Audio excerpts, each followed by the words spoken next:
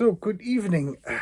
I thought I'm gonna make a smaller video today if I can do it. And this kind of has a reason is, like I mentioned before, is I'm following quite a few channels of other people who have bought various types of buildings, most of them in Europe.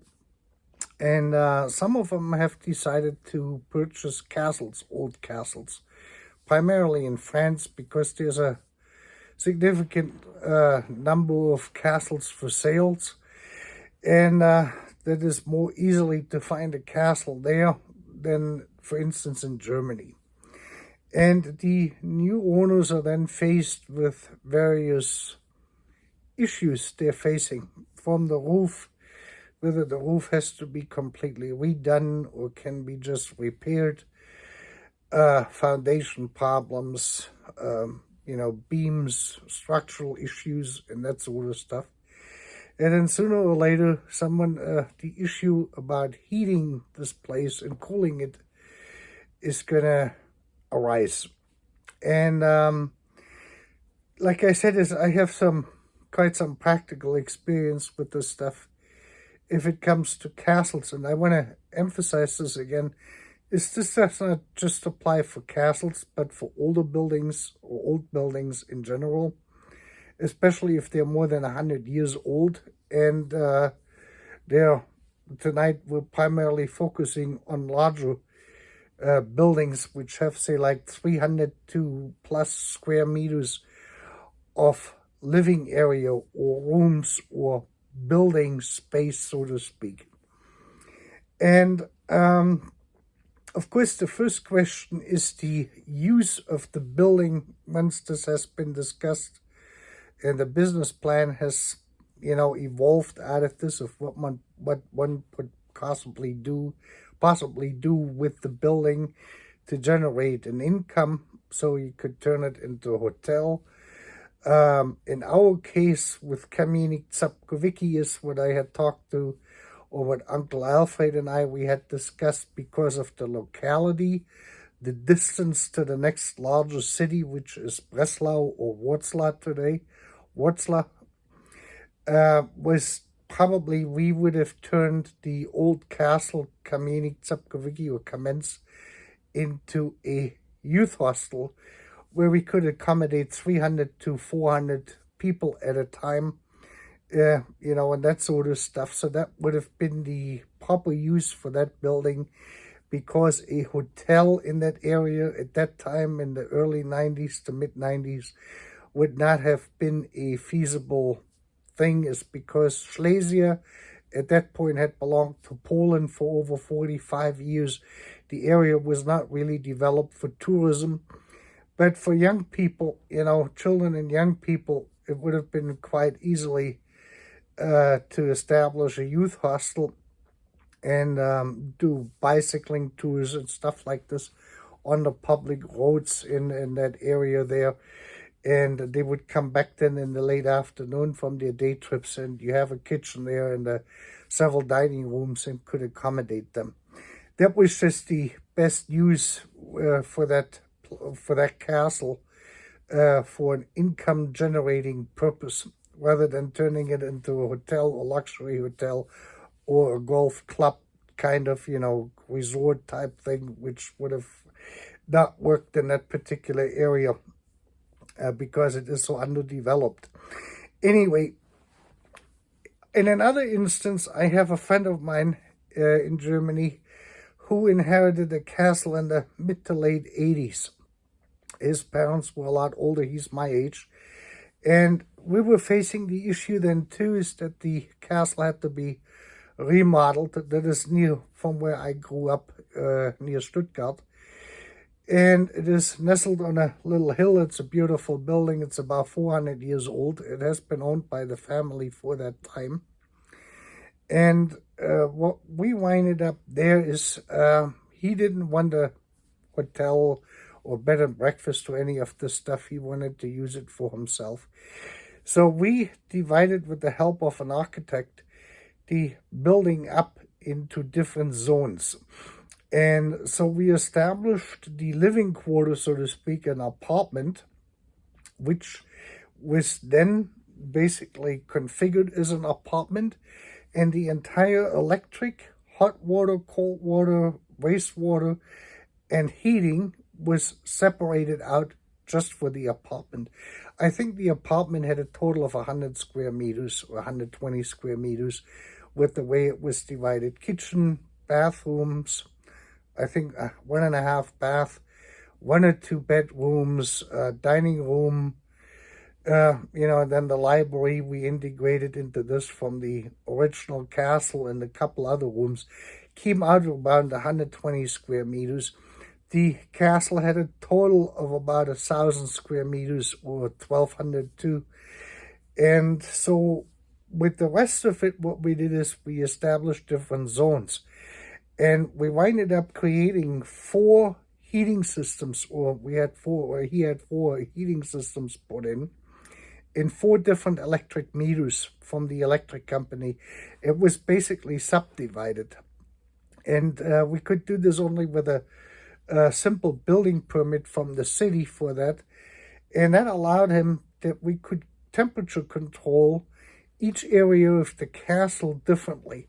So what he would do in the winter is he would basically control the temperature down to about 12 degrees, 13 degrees Celsius in those rooms which were not used at all. And if he had a function, say like he had that, what would you call it, a knight's room, which was a larger room on the first floor for gatherings and that sort of stuff, or family functions, he could turn the heat up in that area separately over a separate heating system. All of the heating systems we used in that case were gas-powered, natural gas. So we had 4 furnaces in the basement, and the electric and all of this, like I said, this was separated out. That cut his cost operational down by 80% when he started to operate this, once we had that put in. I think we had that finished by 1988, something like this. So he went from a fairly high cost with 1 heating system based on heating oil, which his parents had put in the 1950s or 1960s, to this system then of the 1980s with high efficiency gas furnaces and circulating hot water, and upgraded in new radiators, with thermostats and everything else, so each room could be individually temperature compensated. And then what we did is in the apartment area, we basically reduced the ceiling height down to a regular 8 feet, or about 2.5 meters. For one and we used insulation on the inside, on the walls. So there was a fully insulated wall system there, and then they put plaster, regular plaster, not board, but plaster, regular render, I guess you call it in English.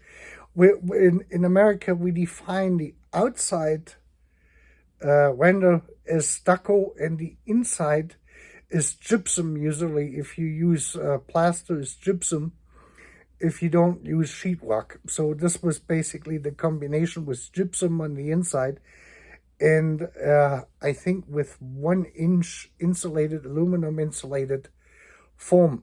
They were basically stapled to the walls. You have no more stone wall left at this point. It becomes like in any apartment, a flat wall, and you can put wallpaper and that sort of stuff on there. The other rooms we did not insulate, and he also changed the windows out to triple pane insulated windows. That was another thing. And I think in the living room, which was rather large, he had an open fireplace there, but we put in that one a floor heating system in there, which ran off that main gas furnace for that apartment area. And this was basically self-contained altogether. New windows, new everything new, and that was the main thing. That's where he lives, and that is heated up to regular temperatures, where the rest of the castle is basically kept at a bare minimum of around 12 to 14 degrees Celsius. And that is the most cost-effective way to heat any large building up. Now, instead of gas furnaces, if you don't want to use a wood-burning type of furnace, they're not very efficient. They will consume a large amount of firewood or pellets. The better option is heat pumps, and then solar panels or photovoltaic panels you could use if you want to really reduce the cost, is break them up into smaller units so you can structure this accordingly to your anticipated kilowatt usage you need for that particular area of your building or castle or whatever you may have. That works usually the best, but the big thing is to get the building insulated, either on the inside or on the outside. It is even better if you can do it on the outside with 2 to 3 inch, really thick foam. 10 centimeter foam is probably 100 millimeters it's about 4 inches, is probably the most effective one, and they are secured with these large round kind of screws, which are bolted into the facade of the outside, or the stone or the brickwork, whatever we got. And then that is gets a mesh over it, and on that mesh you usually put your stucco or your rendering on it, and then you upgrade everything to at least 3 triple pane windows, That is the most effective way to, first of all, to contain everything. And then, of course, the question is if the attic is going to be built out or not. And if the attic is not to be built out, then it would be to cover the ceiling, the space between the ceiling of the upper floor and the attic floor itself, with probably foam. They have that here in America. We use this kind of wool stuff. They blow that in with an air blower, and that settles then into the beams structure in between, and you can put your boards over it. That provides a very high degree of insulation to the attic, so you don't have all of that hot heat going out. The other thing is also to consider, really, if you want to bring down the ceiling height. Nothing is more uncomfortable, especially with radiators, any form of radiator or hot air, blowers, vents, than high ceilings. High ceilings work well if you put a floor heating system in there and you maintain a constant temperature in the floor. Then when you sit down and you don't move that much, you will have that warm air rising, so you feel more comfortable. That is a energy draining undertaking, the system, but this will provide you with the necessary comfort. A castle in itself always has been a refrigerator in the winter.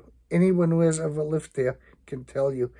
My third cousin Georg, who has lived at the Hohenzollern Castle, where they put him an apartment in, he said that after 2 weeks you can feel the cold in your bones. That is just and they did a pretty good job, but they didn't do this the way we did it, because the structure at the Hohenzollern Castle is very different, and the with the tourism there and the visitors and everything else, that is a very tricky system up there to heat this whole thing. Plus that thing is already 200 years old or 150 years old as well.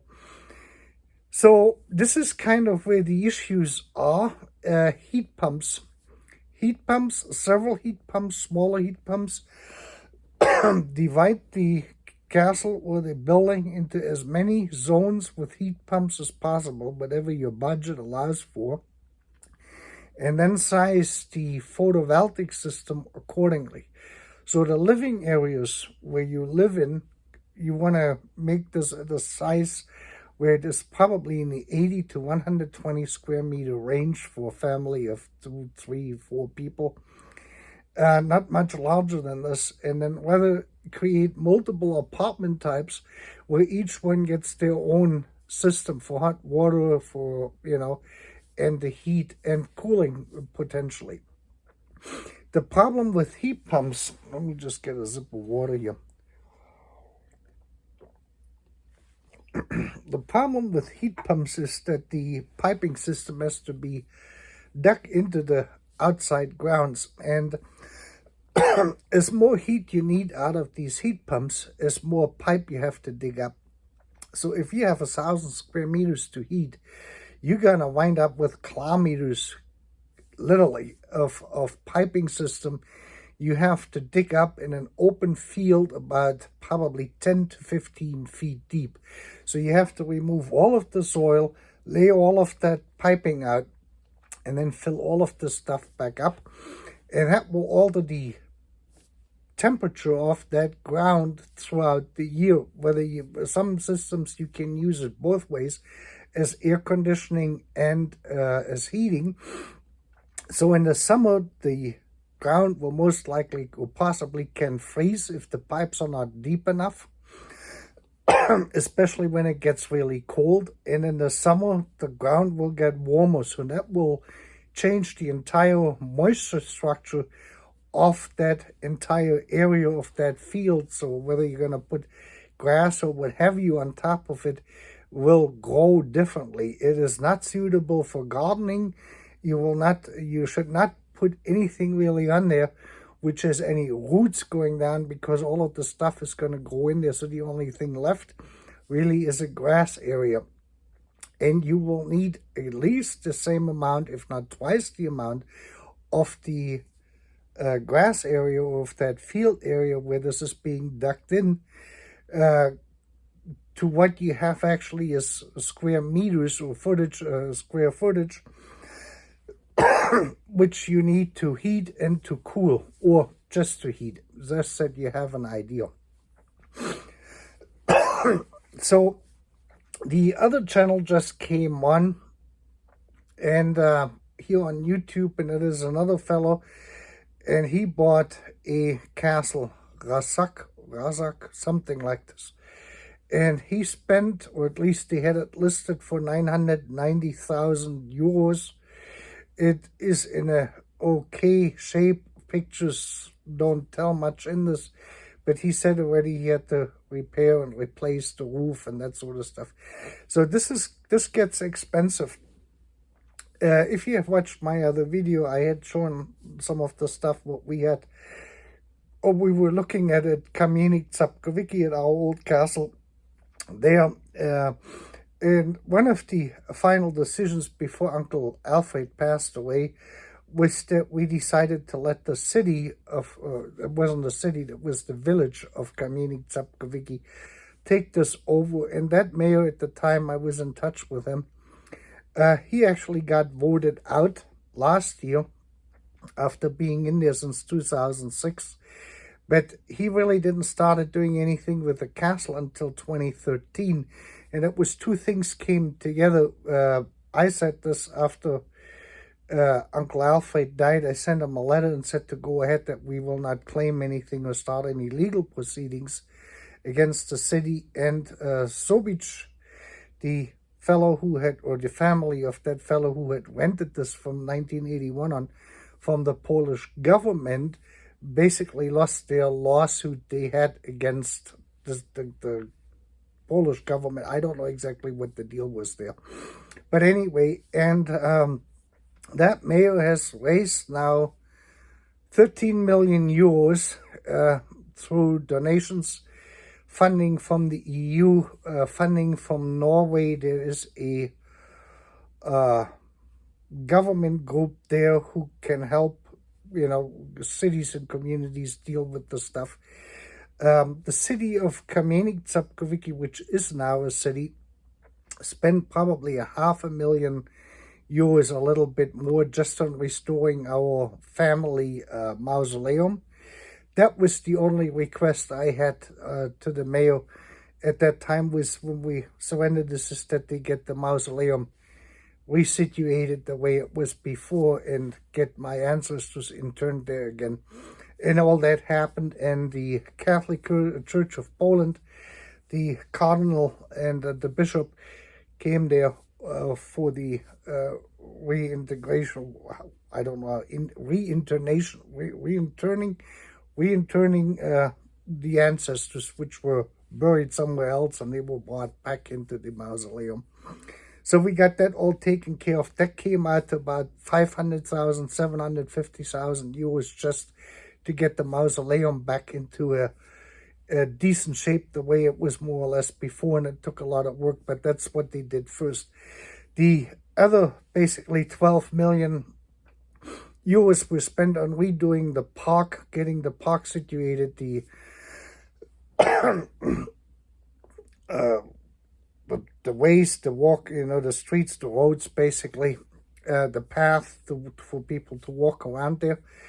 And they redid the staples, and what they did on the staples there on the side of the castle is they built multiple community rooms on the second floor, because there were two-story barns at the time. The horses were on the first floor and the ground floor, and on the second floor they had either apartments in there for employees, or it was storage for hay and feeding material. So that was all converted, and then they did some parts of the castle where they did a community room there.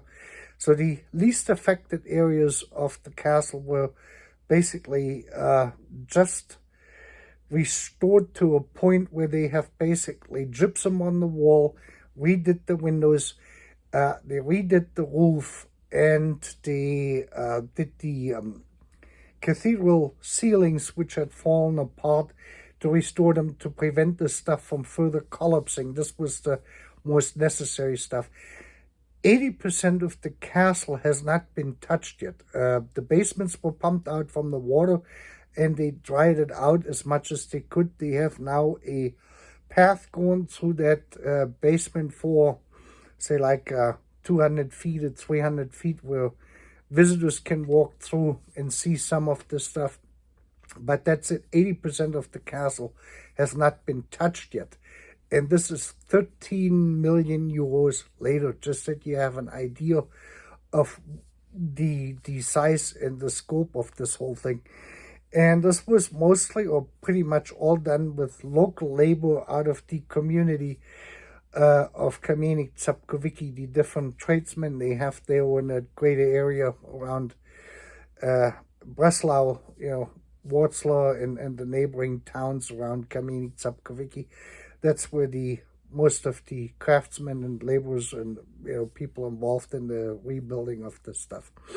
But they're far away, and that resulted now the city of Kamieniec Sapkowicki probably spent 2 million euros out of their little budget. Kamieniec Sapkowicki is a town of 1,000 people, I think, something like this, maybe 2,000 at the most.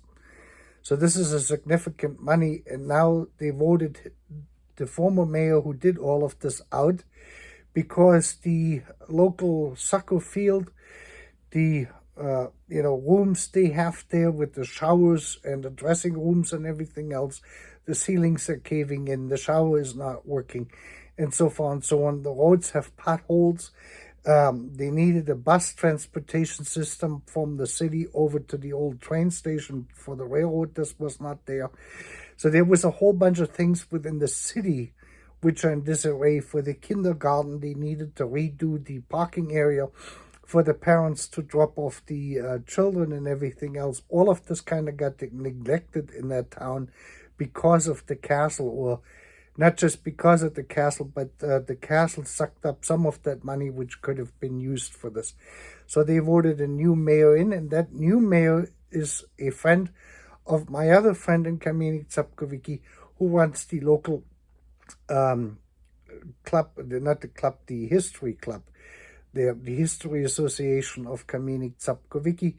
So we're going to be, there's a lot of things which they have now to fix, and that's what they're doing. On the other hand is the citizens of the residents of Kamieniec Zapkowiecki and the civic groups they have, like the hunting club and the soccer club, they can meet at the castle in these rooms which are finished, and it's a few of them, and they can hold functions there, meetings, board meetings and what have you. And the Staples on that second floor, they also put in a kitchen, so communal kitchen where they can prepare food for the event where it's there. So this all has worked out in a favorable position, and now with the new mayor, they can now catch up, with all the other work that has to be done in the city itself for the residents to be easier to get around it without getting their cars damaged, and having flooding because of the lack or the collapsing of the drainage systems on the side of the roads, and all of the stuff has to be done, and it is getting done now. So there was a shift there. The former mayor now has incorporated a historic society as well for the castle, where he is soliciting donations so they can keep working on the castle depending on how the money is coming in there. Just to give you an idea on what this looks like, the amount of money is involved. Now, I have to say one thing is Kamieniec Zapkowiecki is a medium-sized castle, what we would consider this. It had at the heyday about 80 rooms, which were then converted by my great-granduncle in around 1908 or 1910 to apartments. And these apartments, they were basically structured to have a bathroom, a full bathroom, a bedroom, and a living room, and maybe a walk-in type of closet, that kind of thing. And I think they did 20 apartments, where he had one apartment into himself, which was larger, I think on the third floor, but I forgot which side it was on. That should give you an idea. But I hope you found this video interesting, and I wish you a great evening.